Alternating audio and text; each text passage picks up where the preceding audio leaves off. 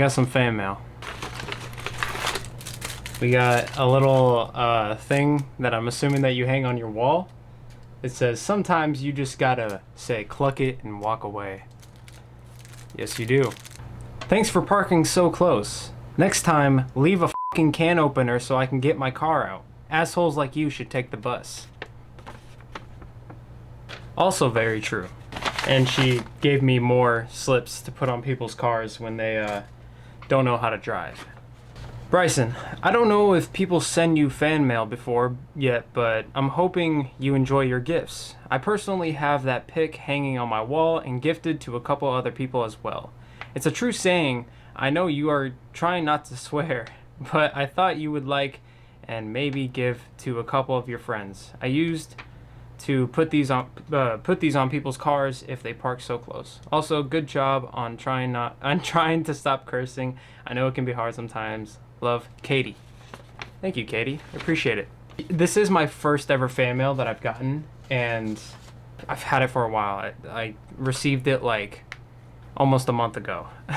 And I've been meaning to make a video on it just because it's so cool kind of getting my own fan mail for the first time, and it kind of like inspires me to like keep going with this whole YouTube thing, because that's the one problem I have with creating YouTube videos, is that I get very unmotivated, whether that's my channel is just really not doing well, or I don't have any content to put out that I would think is interesting. But after just talking to multiple people and just kind of getting some advice on content creation in general, you know, it's a matter of what you want to post rather than what people want to see. And it can be as simple as me talking in front of a camera. Obviously, there's going to be people that don't like that, but there is going to be people that do like that. And for the people that do, they'll stick around and watch the video. She's one of them. Katie, I appreciate it a lot. It's very inspiring. And when I did receive the fan mail, I did kind of like tear up a bit, just because it was like, I didn't get shown recognition for doing this stuff very much, aside from like family and close friends and stuff. Just, you know, common support, which I do take very seriously, and I appreciate everybody that's been down with me. But it's even just like from fans or from people that I have no idea who they are, and for them to go out their way and kind of give me a gift, whether it's something funny like this that pertains to the whole theme of the channel, which is me trying not to curse and making a joke out of it. It's very inspiring, and it makes me feel good about the things that I create. It's been almost a month since I posted my video. I said I was gonna take a little break, and I did. I don't think I feel refreshed to make content again, but I do want to make content again, if that makes sense. And I turned 20. I am 20 years old now. For the past 20 years, it's been a roller coaster of emotions, a roller coaster of adventures and relationships and whatnot. It's kind of weird that in another 20 years, I will only be 40. And I'm saying only be 40 because I think 40 is still a young age. And it's like living a whole nother of my life and just becoming a 40. It's, I don't know. I feel like it's definitely going to go by fast. You can never really tell what's going to happen. And God willing, I hope to live for another 60 years at least. That would, you know, because I want to experience things that a lot of people, especially in this era, don't really care about, or that's not really a priority for them. Like, I'm hoping in the next 20 years I will have a wife and a family, see my kids grow up, graduate, go to college, whatever they want to do with their life, have those loving moments with my significant other, whoever that may be. It's very exciting, and I do want to make my parents' wish come true as well. They want grandkids. Furthermore, like, my parents aren't old. My mom is just about 40, I think. I don't even know. I think my mom's in her 40s, and my dad is about to turn 40 or about to turn 39, either one. They're very young. But yeah, my birthday was February 6th of 2004. That's when I was born, so I am 20 now. And I kind of wanted to reminisce over the past 20 years of my life and just kind of highlight the definitive moments that I've had. I was born to two loving and amazing parents that still support me to this day, that are still together to this day, which is very, very rare. With that, I grew up in a Christian household. My dad grew up atheist, more or less, and actually my mom brought him to the Lord, and he is the most religious person I've ever met, in a good way. I made tons of friends. I was very, very social. My first friend that I ever made was this guy named Caleb. He is in one of my videos way back, and we're still friends to this day. I don't even really call him a friend. He's more or less like a brother to me, kind of like a cousin. Very family friend. His mom and my mom were very close together when they were younger. He's definitely one of my best men. I go to kindergarten for the first time. I go to kindergarten for the first time, really. I start going to school. I start making more friends. I became friends with this guy named Langston. He is one of a kind man. He was my first ever friend outside of like family relationships kind of thing. Like, he was the first friend that I made on my own. And I became friends with his brother too, his little brother Sterling. And that kind of spliced down to this whole recognition of a group that we had with other people that I met along the way, like Khalil, Andrew, Ejon, Eli, Isaiah, everybody else. And so elementary school goes by very fast. I get into soccer. I start playing soccer with Langston, and we became like pretty good soccer players. We had a lot of fun, had a lot of memories with that. Didn't really move around too much. We moved around every 5 years or so. So I only really moved like 4 times, maybe 5 times throughout my life.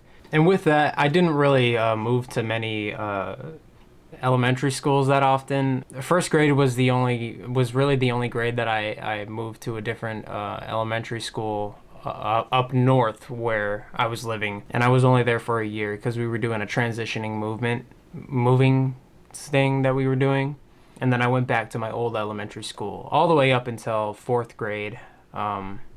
And then I went to the elementary school that I stayed up until middle school, where I went to middle school and then eventually high school. And it was pretty much simple. I made a ton of more friends along the way. Didn't really dabble much into romantic relationships just because, I don't know, I was like, all right, we're little kids. Like, it's just stupid banter that we do. I got into baseball for a little bit.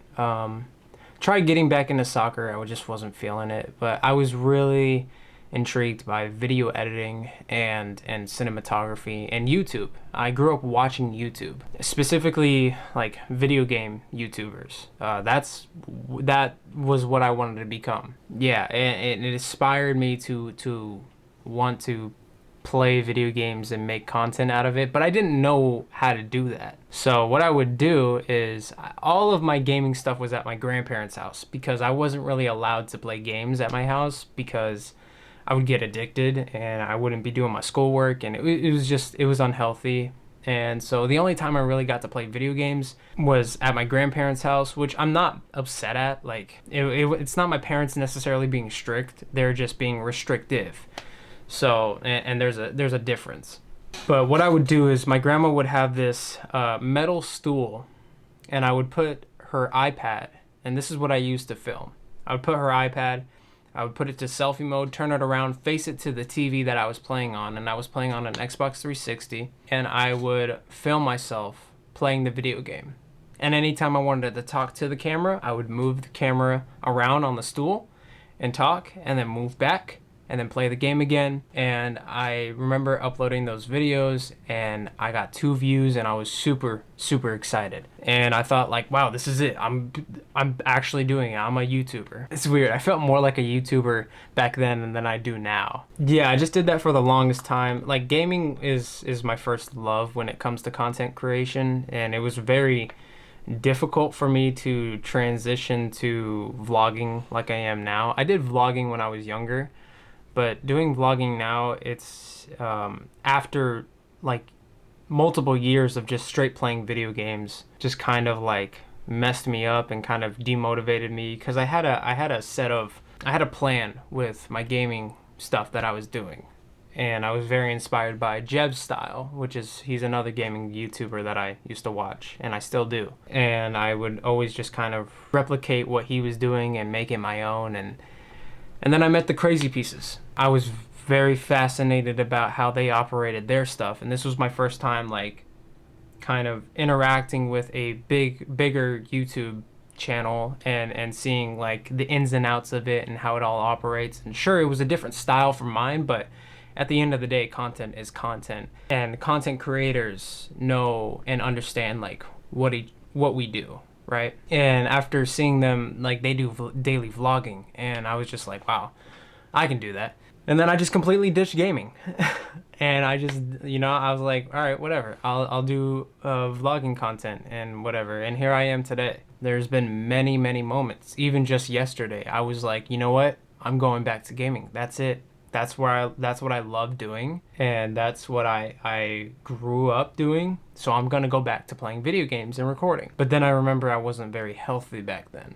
And sure, I can definitely change it. It doesn't mean just because you weren't healthy before while doing something doesn't mean you can not change it and try to make it healthier or whatever. But I just didn't think it really fit my channel anymore. I don't think people look at me as the gaming YouTuber. They look at me as, a content creator, sorry, or something else that I'm not going to talk about.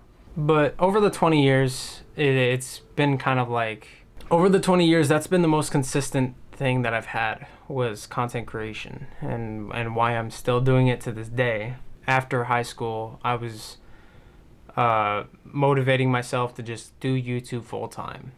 And I didn't know how I was going to do it, but I was going to do it somehow. Whether that was just being consistent, posting gaming videos every day, and collaborating with my friends who also did YouTube, and just grinding it out. And my channel didn't really get anywhere. Luckily, Crazy Pieces helped me out with that, and Hallie helped me out with that as well. And they blessed me with you guys who are amazing, and you guys kind of motivate me to keep going with the thing that I grew up with, which was this. And I don't plan on stopping. There's going to be adversity along the road, especially in my 20s. I feel like I'm probably going to experience the most adversity I've ever experienced, and it's only a matter of time. But looking at it at that light, it's going to keep me prepared, and it's going to keep me wanting to make this my full-time job.